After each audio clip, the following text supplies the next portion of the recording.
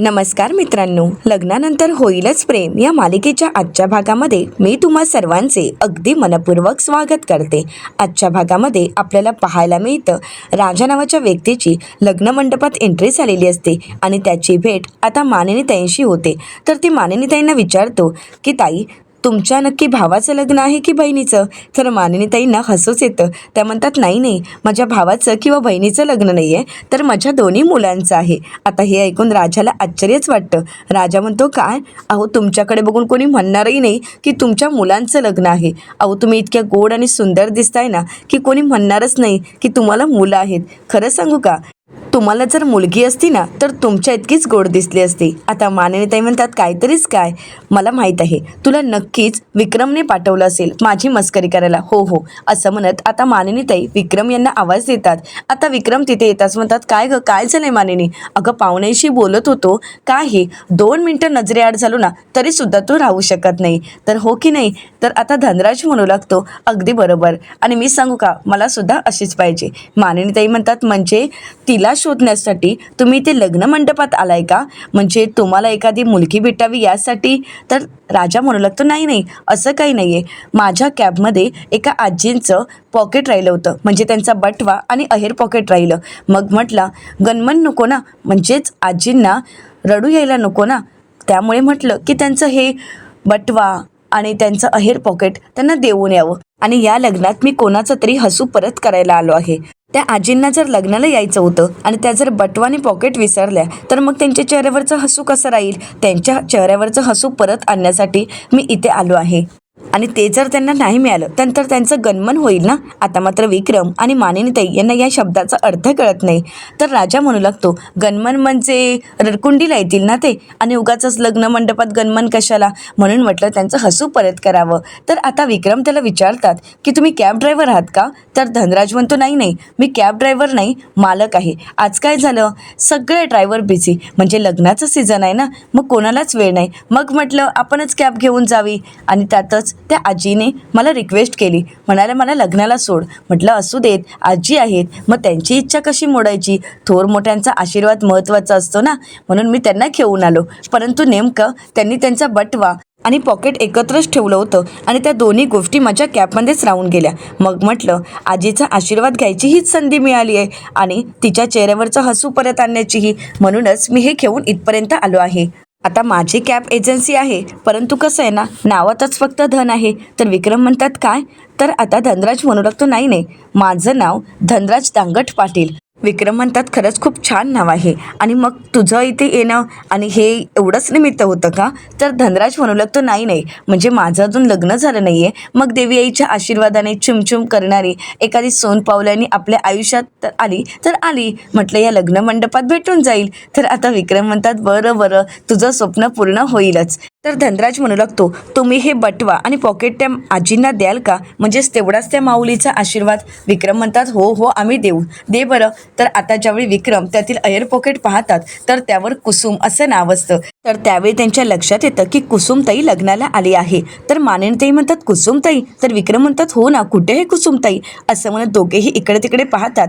तर धनराज त्यांना म्हणतो, मी तुमच्या मुलाला आणि सुनांना शुभेच्छा देऊन येऊ शकतो का? तर विक्रम आणि मानिनीताई म्हणतात, हो ना, काहीच हरकत नाही। आता धनराज पार्थ, काव्या, जीवा आणि नंदिनी यांना शुभेच्छा देण्यासाठी त्यांच्याकडे येत असतो। तर इकडे लग्न मंडपात सगळ्या विधी पार पडलेल्या असतात। आता विक्रम धनराजला लग्न मंडपात घेऊन येतात, त्याची ओळख करून देतात। तर त्यानंतर धनराज या 4ही जणांना शुभेच्छा देत आता तिथून निघून जातो। आता लग्नाच्या पुढच्या विधीला सुरुवात झालेली असते, आणि त्यावेळी नंदिनी आणि जीवा पाटावर बसतात। त्यावेळी नंदिनीचं लक्ष आता जीवाच्या फेट्याकडे जातो, कारण जीवाने फेट्याचा टॅगच काढलेला नसतो। नंदिनी आता जीवाला खुणावून सांगण्याचा प्रयत्न करते, परंतु जीवाला काही कळत नसतं, आणि म्हणूनच नंदिनी जीवाला इशाऱ्याने जवळ यायला सांगते। आता नंदिनी जीवाच्या कानात काहीतरी सांगणार, परंतु जीवाला मात्र वेगळंच वाटत असतं। जीवा म्हणतो, काहीतरीच काय एवढ्या सगळ्यांसमोर? तर नंदिनी म्हणते, जीवा, मी काहीतरी बोलतेय तुमच्याशी, असं म्हणत नंदिनी जीवाला कानात सांगते, जीवा, तुम्ही तुमच्या फेट्याचा टॅगही काढला नाहीये, एवढी कसली घाई असते व तुम्हाला? तर जीवा म्हणतो, असू देत ना, काहीच हरकत नाही, त्या निमित्ताने का होईना तू माझ्या एवढी जवळ आली आहेस। तर नंदिनी म्हणते, जीवा। तर त्यानंतर आता नंदिनी तो टॅग काढण्यासाठी प्रयत्न करते, परंतु हाताने तो धागा काही तुटत नसतो आणि म्हणूनच नंदिनी आता तिच्या दातांनी तो धागा तोडतो. तर त्यावेळी मात्र सर्वच जण त्याच्यावर हसत म्हणतात, काय गं, काय करतेस, त्याचं कान का चावतेस? नंदिनी म्हणते, नाही नाही, तो मी टॅग, असे म्हणत नंदिनी लाजू लागते. तर आता जीवाही म्हणतो, हो ना, माझा कान का चावतेस? नंदिनी म्हणते, जीवा काहीतरीच काय, असं म्हणत आता नंदिनी आणि जीवा यांची मस्करी चालू असते. नंदिनी आणि जीवा एकमेकांची काळजी घेत असतात आणि तेवढंच एकमेकांवर प्रेमही करत असतात. तर दुसरीकडे काव्या आणि पार्थही पूजेसाठी बसलेले असतात. आता पूजा चालू असताना पार्थला खूप त्रास होत असतो. त्याला गरमी सहन होत नसते आणि त्यात तो एवढा जड फेटा, त्याच्या डोक्याला भरपूर घाम आलेला असतो. आता पार्थ तो फेटा हलवून स्वतःला सावरण्याचा प्रयत्न करत असतो. आता हे ज्यावेळी काव्याच्या लक्षात येतं त्यावेळी काव्या पार्थला खुणावूनच विचारते की काय झालंय. त्यावेळी पार्थ काव्याला म्हणतो की पूर्ण घाम आलाय आणि याने सगळा त्रास होतोय. तर त्यावेळी काव्या आपला रुमाल घेते आणि पार्थला म्हणते, तुम्ही घाम पुसा. परंतु पार्थ म्हणतो, नाही, नको, राहू देत. आता काव्या स्वतःहूनच पार्थचा फेटा थोडा बाजूला करते आणि हळूवारपणे त्याच्या चेहऱ्यावरचा घाम पुसते. आता हे दृश्य मागूनच रम्या आणि वसुहत्या पाहत असतात. रम्याचा मात्र चांगलाच चळफळाट होत असतो. तर काव्या आता पार्थला विचारते, आता बरं वाटतंय ना? तर पार्थ म्हणतो, गरमी सहन होत नाहीये. त्यावेळी काव्या आता स्वतःहूनच फुंकर मारत पार्थला शांत करण्याचा आणि त्याला हवा घालण्याचा प्रयत्न करत असते. तर आत्ता कुठे पार्थला बरं वाटत असतं. काव्या पुन्हा एकदा पार्थला विचारते, आता बरं वाटतंय ना? तर पार्थ मान डोलावत होकार देतो. तर त्यानंतर काव्या पुन्हा एकदा फुंकर मारत पार्थला हवा घालण्याचा प्रयत्न करत असते. आता पार्थ आणि काव्या एकमेकांकडे पाहत असतात. दोघंही एकमेकांच्या नजरेत हरवून गेलेले असतात आणि ह्या दोघांचं प्रेम पाहून रम्याचा मात्र चांगलाच चळफळाट होत असतो. तर सगळ्यात महत्त्वाचा आणि मुलीच्या आईसाठी, आईवडिलांसाठी अंतःकरण जड करून मुलींची पाठवणी करण्याचा क्षण आलेला असतो. आता लग्नविधी संपूर्ण झाल्यानंतर सर्वच जण बाहेर येतात. तर जीवा, नंदिनी, पार्थ, काव्या आता गुरुजींचा आशीर्वाद घेतात. सर्वप्रथम पार्थ आणि काव्या गुरुजींचा आशीर्वाद घेतात, थोर मोठ्यांचा आशीर्वाद घेतात, वसुहत्या आणि त्यानंतर आई बाबा. तर त्यानंतर शारदाताई आणि काव्याचे वडील. आता काव्या ज्यावेळी आपल्या आईवडिलांचा आशीर्वाद घेते त्यावेळी मात्र तिचे अश्रू अनावर होतात. काव्या रडतच आपल्या आईला मिठी मारते. तर त्यानंतर काव्या वडिलांना ज्यावेळी मिठी मारते त्यावेळी मात्र तिचे अश्रू अनावर होतात. कारण बाबांची लाडकी असणारी काव्या आता परक्या घरात सून म्हणून जाणार हे त्यांनाही खूप जड जात असतं. आता काव्याच्या वडिलांच्याही डोळ्यात अश्रू असतात, त्यांचेही डोळे पाणावतात. परंतु शेवटी जड अंतःकरणाने त्यांनी काव्याची पाठवणी केलेली असते. तर त्यानंतर नंदिनी आणि जीवा गुरुजींचे आशीर्वाद घेतात, थोरा मोठ्यांचे आशीर्वाद घेण्यासाठी पुढे येतात आणि वसुहत्या आपल्या आईवडिलांचे. तर त्यानंतर नंदिनीच्या आईवडिलांचे आशीर्वाद घेतात. नंदिनी ज्यावेळी आपल्या आईला नमस्कार करते त्यावेळी तिला रडू कोसळतं आणि ती लगेचच आपल्या आईला मिठी मारते आणि खूप रडू लागते. तर त्यानंतर नंदिनी आपल्या वडिलांचे आशीर्वाद घेते आणि त्यांना घट्ट मिठी मारून खूप रडत असते. आता नंदिनीच्या वडिलांना सुद्धा अश्रू अनावर होतात. एक नाही तर आपल्या दोन्ही मुलींची एकत्रच पाठवणी करणं हे त्यांच्यासाठी खूप जड असतं आणि जड अंतःकरणाने दोन्ही मुलींना जवळ घेत त्यांना भरभरून आशीर्वाद देत आता ते दोघींची पाठवणी करतात.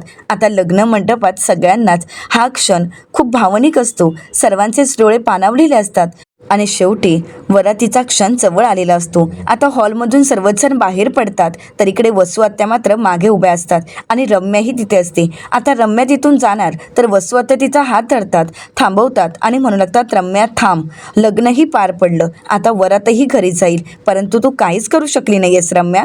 रम्या म्हणते, अगं असं कोणी सांगितलंय, आता फक्त लग्न झालंय, पण ते घरी कुठे गेलेत?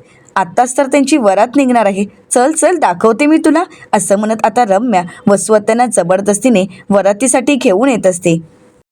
आता मोठ्या उत्साहात ढोल ताशांच्या गजरात आता काव्या, पार्थ, जीवा आणि नंदिनी यांची वरात निघालेली असते. आता वरातीचा क्षण हा सगळ्यात पाहण्यासारखा असतो, कारण यामध्ये फक्त नवरा नवरीच नाही तर मानिनीताई आणि विक्रम यांची थिरकणारी पाऊले आपल्याला पाहायला मिळतात. त्यांचा उत्साह अगदी ओसंडून वाहत असतो आणि तो उत्साह वरातीत पाहायला मिळतो.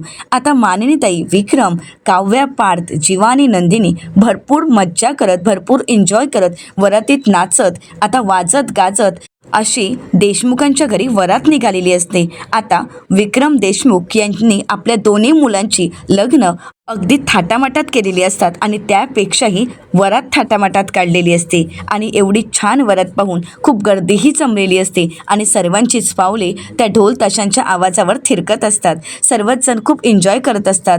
पार्थ, काव्य, जीवा, नंदिनी यांच्यासाठी तर हा क्षण खूप अनमोल असतो आणि या क्षणाचा त्यांनी भरभरून आनंद लुटलेला असतो. आता जीवानंदिनी आणि काव्यार्थ हे टॅग तर प्रत्येकाच्या हातात असतात आणि तिथे असणारे प्रत्येकजण या वरातीमध्ये सामील होऊन या चौघांनाही शुभ आशीर्वाद देत या वरातीचा आनंद लुटत असतात. सर्वच जण खुश असतात आणि आता ही वाजत गाजत वरात देशमुखांच्या दारात पोहोचलेली असते. आता देशमुखांच्या दारात येताच युग धावत पळत येतो आणि म्हणू लागतो, आलेत आलेत सर्वजण, असं म्हणत युग घाईघाईने येतो. आता युग एवढा आनंदात आणि घाईत असतो की समोर उंबऱ्याजवळ डेकोरेशन केलेलं असतं, फुलांनी सजावट केलेली असते आणि त्यावर तांदळाचं माप ठेवलेलं असतं. हेही काही युगला दिसत नसतं. त्यावेळी मानिनीताई ओरडतात आणि म्हणतात, अरे मेल्या पडशील ना, दिसत नाही आहे का तुला, असं म्हणत त्यांनी युगला सावरलेलं असतं. आणि आता सर्वच जण सगळे अगदी नंदिनी, जीवा आणि पार्थ आणि काव्य यांच्या स्वागतासाठी सज्ज झालेले असतात. आता जीवा आणि पार्थची एंट्री होते, परंतु ते आपल्या बायकांना उचलून घेऊन येतात. आता हे पाहून मिथून काका म्हणतात, वरातीत तर तुम्ही तुमचे वर घेऊन नाचलाच होता, परंतु आता तरी तुमच्या या बायकांना कडेवरून खाली ठेवाल की नाही, ठेवा बरं खाली, असं म्हणत शेवटी मिथून काका काव्या आणि नंदिनीला खाली उतरायला सांगतात. तर आता नंदिनी जीवाला म्हणते, अहो हे काय चाललंय, प्लीज मला खाली उतरा. जीवा म्हणतो, नाही नाही, ते तर काही जमणार नाही. तर त्यानंतर जीवा आता इकडे पार्थला विचारतो, बडे भैया विचार काय आहे. तर पार्थ म्हणतो, विचार तर खाली उतरायचा नाही आहे, परंतु काय करणार ना, हातात थोडी कळ आली आहे. तर जीवा म्हणतो, माझ्याही कसं आहे ना, आमची कारभारी लई भारी आहे. तर आता हे ऐकताच नंदिनी म्हणते, अहो काय चाललंय तुमचं. आता जीवा म्हणतो, बरं. आता जीवा आणि पार्थ दोघेही नंदिनी आणि काव्याला खाली उतरतात. तर त्यानंतर मानिनीताई अगदी मोठ्या उत्साहात आपल्या दोन्ही सुनांचं, आपल्या दोन्ही लक्ष्मींना हळदी कुंकू लावत त्या दोघींचंही औक्षण करतात आणि त्यावेळी मात्र त्यांचे डोळे पाणावलेले असतात. भरल्या डोळ्यांनी त्या आपल्या सुनांना औक्षण करून आपल्या घरात सोनपावलांनी घेत असतात.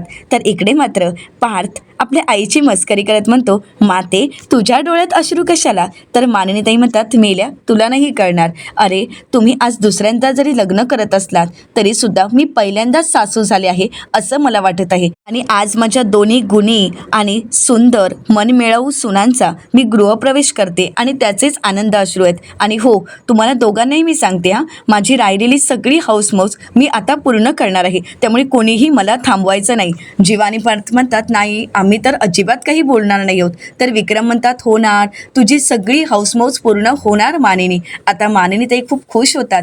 तर काव्या मानिनीताईंना म्हणते, सासूबाई मी काय म्हणते, तुमचे हे दोन्ही घोडे आजच लग्न करून आले आहेत असं समजा. आणि हो, सगळ्यात महत्त्वाचं म्हणजे हे सगळं काही पहिल्यांदाच होतंय असं समजा बस. तर पार्थ म्हणतो, हो तुम्ही सुद्धा हे माप ओलांडताना माप म्हणूनच ओलांडा, नाहीतर फुटबॉल समजाल. आता मात्र सर्वच जण हसू लागतात.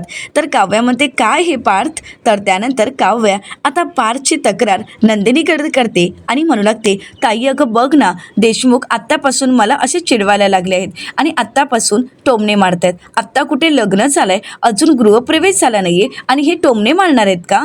तर त्यावेळी नंदिनी पार्थची मजा घेत म्हणते, पार्थ काय चाललंय, आम्ही आत्ताच युटर्न घ्यायचा का. आता मात्र पार्थ म्हणतो, नाही नाही नको. तर जीवा म्हणतो, एक मिनिट, आम्ही म्हणजे काय. नंदिनी म्हणते, मग काय, आम्हा दोघींचं लग्न झालं तरी सुद्धा आमची एकच टीम आहे आणि ती कायम तशीच राहणार आहे. त्यामुळे तुम्ही दोघांनी जर आम्हाला दुखावण्याचा प्रयत्न केला तर मात्र याद राखा, कारण आमचं ठरलेलं असतं, जाताना आम्ही दोघी एकत्रच जातो आणि येताना सुद्धा आम्ही दोघी एकत्रच येतो. त्यामुळे आता तुम्हीच ठरवा की आम्हाला दुखवायचं की आमच्यावर प्रेम करायचं. पण हो, आमच्यावर जर प्रेम न करता आम्हाला दुखवलं तर आम्ही मात्र युटर्न घेणार, हो की नाही काव्या. तर काव्या लगेच होकार देते. तर त्यानंतर नंदिनी म्हणते की हो, आणि सगळ्यात महत्त्वाचं म्हणजे इथलं इथेच भोगावं लागेल. त्यामुळे आता ठरवा की आम्हाला त्रास द्यायचा की आम्हाला सांभाळून घ्यायचं, समजलं का. तर जीवा म्हणतो, समजलं, मला तरी समजलं आहे.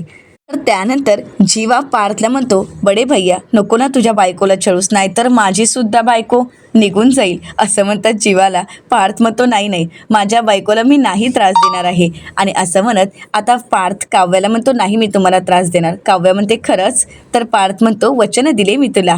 आता मात्र काव्या खुश होते. ती पार्थला लगेच मिठी मारते. तर जीवा म्हणू लागतो, मी पण. असं म्हणत आता जीवाने सुद्धा इथे नंदिनीला वचन दिलेलं असतं. तर विक्रम म्हणतात, बरं बरं, तुमचं आता सगळं बोलून झालं असेल तर आता त्या पोरींना किती तात्कळत ठेवणार आहात? आणि घरच्या लक्ष्मींना असं दरवाजात उभं ठेवायचं असतं का? चला चला बरं, या गृहप्रवेश करा. तर मानिनीताई म्हणतात, नाही नाही, असं कसं?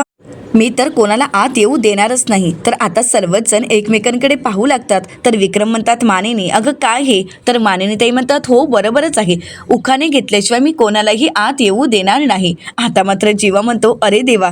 तर आता नंदिनी जीवाकडे पाहते.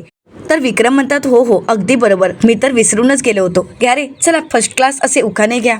आणि पोरांनो, ते जुने उखाणे नको हा, भाजीत भाजी मेथीची वगैरे. तर सर्वच जण त्याला विरोध करतात आणि म्हणू लागतात, हो हे मात्र अगदी बरोबर आहे, ते भाजीत भाजी मेथीचे वगैरे उखाणा नको आहे, नवीन काहीतरी होऊन जाऊन देत. तर मिथुन काका म्हणतात, हो ना, नाहीतर आहे तो माहिती आहे का मंजू उखाणा, इतिहासाच्या पुस्तकाला भूगोलाचा कवड. तर मंजूताई म्हणतात, ओ तुमचं हे भूगोलाचं पुस्तक तुमच्याचकडे राहू द्यात. तर त्यानंतर मिथुन काका म्हणतात, म्हणजे असा कुठला उखाणा नको म्हणजे झालं? पार्थ म्हणतो, असं काही होणार नाही, आम्ही जो उखाणा घेणार ना तो आउटस्टँडिंगच असणार. तर जीवा म्हणतो, मग काय, आपले उखाणे तर एकदम हटके असणार आहेत. तर त्यानंतर काव्या आता युगला म्हणते, मी काय म्हणते युग, तुझा हा जो कॅमेरा बंद ठेवलायस ना तो जरा चालू करशील का? म्हणजे आमचे हे व्हिडिओ जे काढणार आहेस ना तू उखाण्यांचे, ते मिलियनपर्यंत जाणार आहेत. बघ तू या उखाण्यांना मिलियनपर्यंत व्ह्यूज मिळतात की नाही. तर नंदिनी सुद्धा म्हणते, हो अगदी खरं आहे, कारण आमच्या प्रेमाची परिभाषा आम्ही या उखाण्यातूनच व्यक्त होणार आहोत. तर त्यावेळी काव्या नंदिनीला म्हणते, चला चला नंदिनीताई सुरुवात करा, कारण तुम्हीच तर मोठे आहात. तर नंदिनी म्हणते, नाही नाही काव्या, मी जरी तुझी मोठी बहीण असले तरीसुद्धा तू माझी मोठी जाऊ आहेस, आता तू नात्याने मोठी आहेस, त्यामुळे या घरची थोरली सून आणि माझी मोठी जाऊबाई या नात्याने उखाणा घेण्याचा मान तुझाच आहे. तर पार्थ म्हणतो, हो हो हा मान तुमचाच आहे. काव्या म्हणते, ताई, परंतु आता काव्याला काही पर्याय नसतो, कारण पार्थने सुद्धा आग्रह केलेला असतो आणि म्हणूनच आता काव्या उखाणा घेत म्हणते, गावच्या वेशीवर बहरला पळस, गावच्या वेशीवर बहरला पळस, सुखाच्या या मंदिराला सौभाग्याचा कळस, सुखाच्या या मंदिराला सौभाग्याचा कळस. कळस आहे सोन्याचा, हर्ष आहे धन्याचा, कळस आहे सोन्याचा, हर्ष आहे धन्याचा, नाव घेते राखून या मान वडीलधाऱ्यांचा, नाव घेते राखून या मान वडीलधाऱ्यांचा.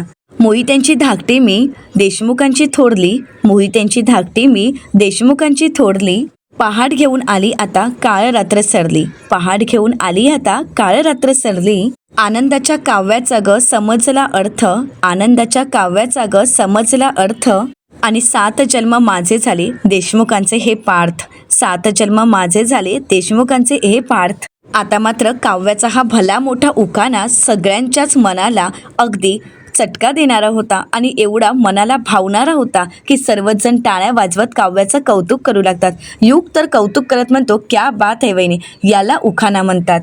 म्हणजे वहिनी ग्रेट आणि तिचा उखाणा थेट, असं म्हणत युगने तर आता काव्याचं कौतुक केलेलं असतं. पार्थ तर अभिमानानेच काव्याकडे पाहतो, तिचा हात हातात घेतो आणि तिचा कौतुक करू लागतो. तर मानिनीताई सुद्धा कौतुक करत काव्याला म्हणतात, खूपच छान काव्या, अगदी मस्त होता उखाणा. तर विक्रम म्हणू लागतात, हो हो सुनांचे उखाणे तर ग्रेट आहेतच, परंतु माझ्या पोरांचे उखाणे पण काही कमी नसणार आहेत, अगदी तोडीस तोड सरस असणार आहेत, होऊन जाऊन देत पार्थ. असं म्हणत सर्वजण आता पार्थला प्रोत्साहन देत असतात. तर पार्थ म्हणतो, सरस वगैरे नाही, पण माझा आपला साधा आणि सरळ उखाणा असेल. तर मिथुन काका म्हणतात, साध्या माणसाचा सरळ उखाणा घ्या, आपला उखाणा होऊन जाऊ देत. तर काव्या म्हणते, नाही नाही, साधा असला तरी सरसच असणार आहे, घ्या आता देशमुख उखाणा.